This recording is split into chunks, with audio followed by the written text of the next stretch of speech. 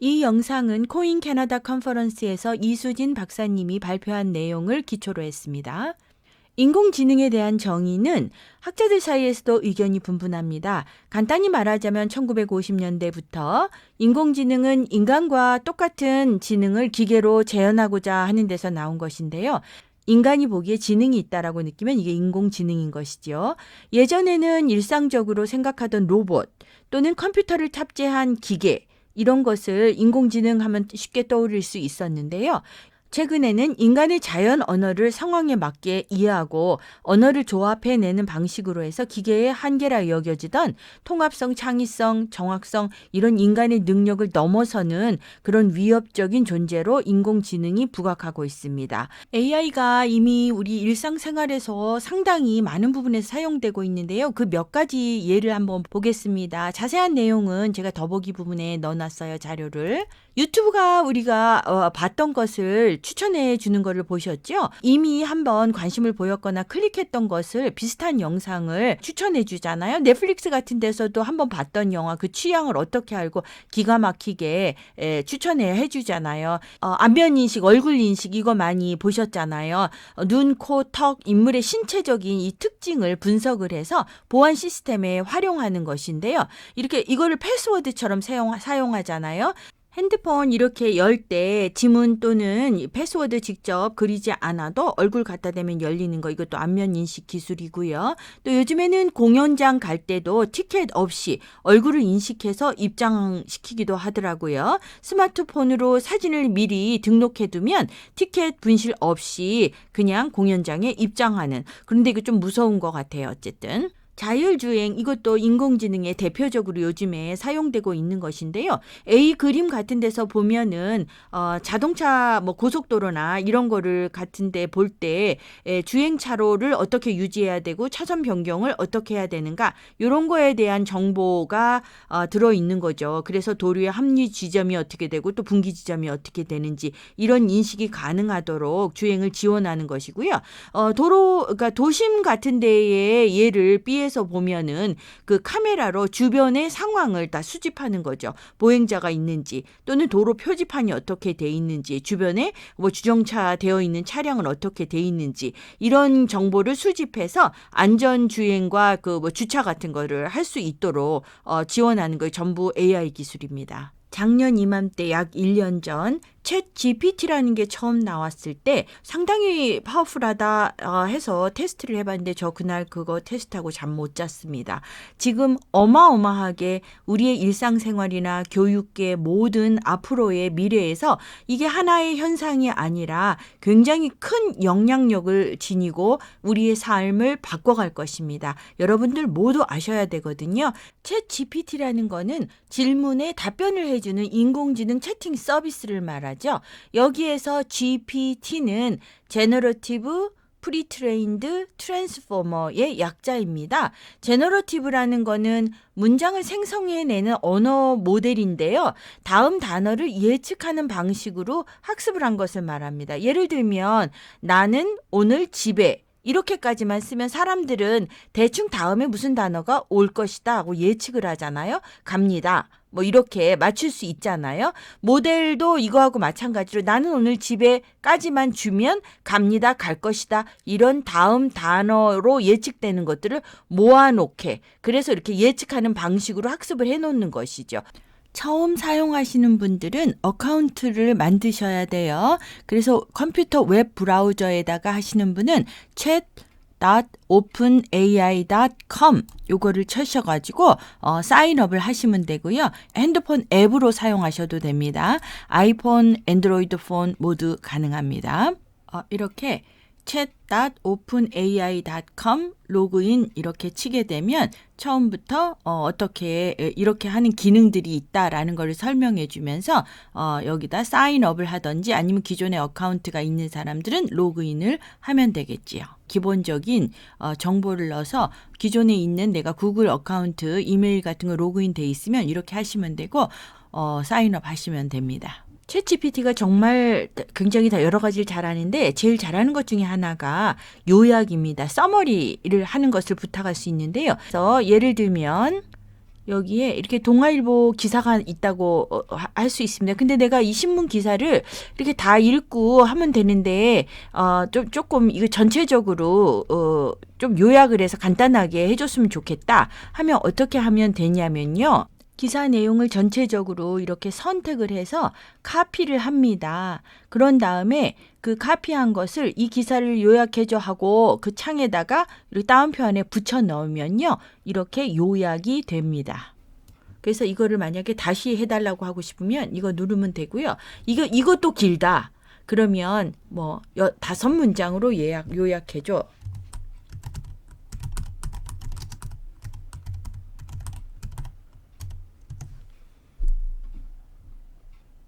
그러면 이렇게 육아휴직 이렇게 해갖고 이 전체의 그 기사를 여기처럼 이렇게 긴 기사를 5문장으로 요약이 됐죠. 챗 GPT를 튜터 같이 사용할 수 있습니다. 특히 테크놀로지에 관한 문제도 굉장히 잘 가르쳐 주는데요. 뭐 포토샵에서 그 백그라운드 지우는 뭐 과정을 가르쳐 줘. 그럼 굉장히 잘 가르쳐 주고요. 컴퓨터 코딩 같은 거를 굉장히 잘하는데요. HTML 코드를 줘. 그래서 테이블을 그리려고 하는데 줄은 로우는 5개, 컬럼은 3개짜리 테이블을 만들어줘. 그러면 이 코드를 어떻게 주는지 예전 같으면 이 코드 짜려고 그러면 시간이 많이 걸리잖아요. 그런데 이렇게 금방 컴퓨터 코드를 바로 주잖아요. 그리고 기본적으로 여기다 내가 뭐 어떻게 그 스타일을 해라고 얘기는 안 했는데 스타일은 베이직 스타일을 넣었고 그리고 나중에 여기다 내가 무슨 컬러를 넣어라 아니면 보더를 어떻게 해라 이렇게 디테일을 주면 그 코드를 다시 또 업데이트해서 넣어주죠. 이렇게 식단 같은 것도 짜달라고 할 수가 있습니다. 그러면 여기서 보는 것처럼 여기서 샘플을 내가 짜줄게. 그리고 데이 1 아침엔 이렇게 먹고 점심엔 이렇게 먹고 뭐 스낵은 어떻게 먹고 해서 구체적으로 짜주잖아요. 그리고 뭐 물을 많이 마셔라 뭐 이렇게 해서 레코멘데이션까지 다 주죠. 그러니까 이렇게 음식 만들 때 레시피 찾는 거는 물론 네이버에서도 할 수 있고 다음에서도 할 수 있고 구글에서도 찾을 수 있잖아요. 그런데 챗 GPT를 켜놓고 하면 좋은 점이 뭐냐면 내가 하다가 모르는 거를 추가로 물어볼 수가 있다는 거예요. 그리고 예를 들면 떡볶이를 만드는 법을 가르쳐줘 이렇게 했을 때 여러 링크를 다 줄 수 있는데 여기에서 하는 거는 챗 GPT가 알아서 정리해서 그 방법을 가장 기본적으로 쉽게 할 수 있는 방법을 쭉 알려주니까 여러 개를 이것도 찾아보고 저것도 찾아보고 이러는 그 단점을 줄일 수 있죠. 그리고 내가 모르는 재료가 나왔다거나 그 양을 정확하게 모르겠다거나 몇 분을 끓여야 돼 뭐 이런 게 정확하지 않으면 그냥 또 사람에게 물어보듯이 직접 거기다 쳐서 또 물어보면 계속해서 이런 거구나 이렇게 알 수 있는 장점이 있다는 거죠. 퍼스널 트레이닝 프로그램 같은 거를 짤 때요. 내가 1kg 근육을 좀 늘리고 5kg 그 지방을 좀 빼려고 해. 그러면 나한테 어떤 운동을 하면 좋은지 그 플랜을 좀 짜줘. 이렇게 질문을 할 수가 있거든요. 그런데 어떤 분이 물어보더라고요. 이거 질문을 할 때 존댓말로 해야 더 정확한 답을 주나? 이렇게 이거 인공지능인데 뭐 기계인데 이거 굳이 존댓말로 플리즈 막 이런 거 써야 되나 이렇게 물어보거든요.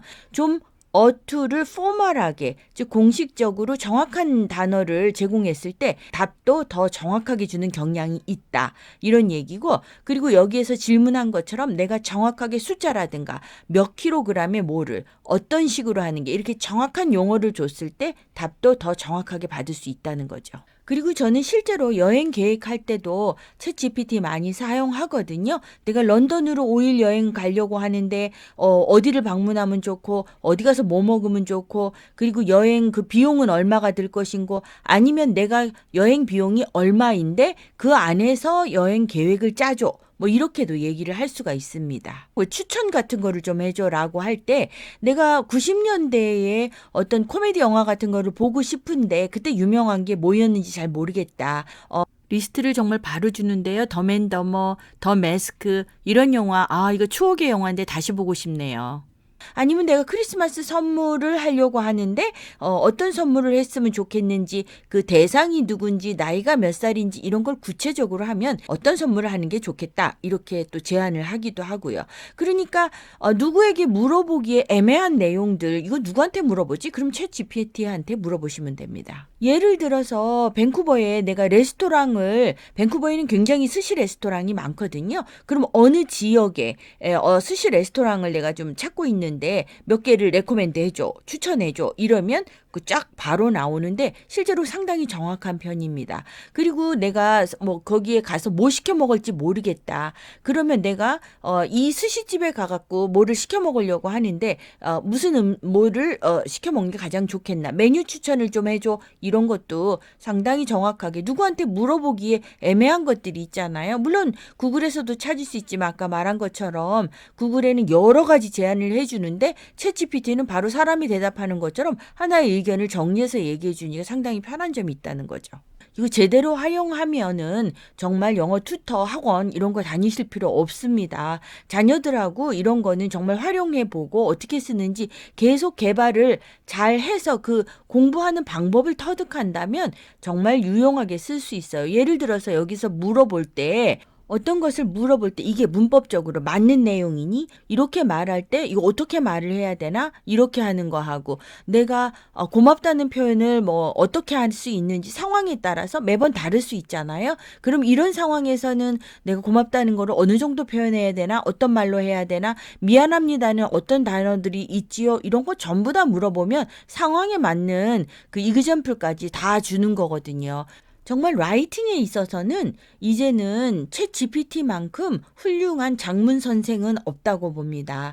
그래서 이거를 잘 활용하면은 자기가 대략 이메일을 쓰려고 할 때 한국말로 내가 상사한테 오늘 아파서 집에서 쉬어야 될 것 같아.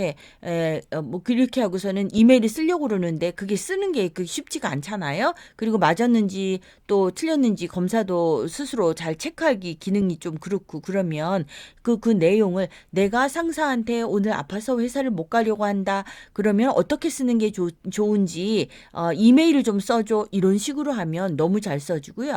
아니면 썼는데 별로다. 그러면 내가 대충 써가지고 이거를 고쳐줘. 그러면 더 잘 고쳐주죠.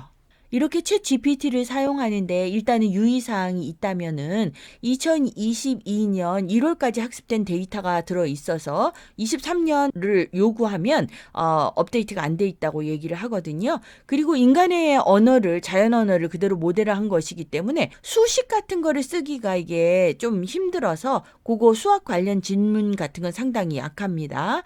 그리고 어떤 거는 아닌 내용도 진짜 그럴듯하게 얘기를 해줘서 이거 맞지 않는 내용인데 실제로 맞는 것처럼 얘기하는 경우가 있거든요. 그래서 챗 GPT를 사용할 때는 반드시 본인이 이게 맞는 내용인지 아닌지 확인할 필요가 있습니다. 우리가 유튜브나 뭐 이런 데 나와 있는 것이 모두 진짜인 그런 내용은 아니잖아요. 마찬가지로 챗 GPT가 제공하는 그 내용이 100% 사실이 아닐 수가 있어서 그거를 그대로 믿고 카피해서 베껴서 숙제에 낸다거나 이러면 문제가 있습니다. 그런 점은 유의하셔야 합니다. 지금까지는 굉장히 기초적으로 사용하는 방법을 말씀드렸고요. 다음 영상에서는 명령어를 얼마나 정확하고 제대로 쓸 수 있는가, 이런 방법에 대해서 직접 예를 가지고 설명해 드리겠습니다. 다음 영상 기대해 주세요.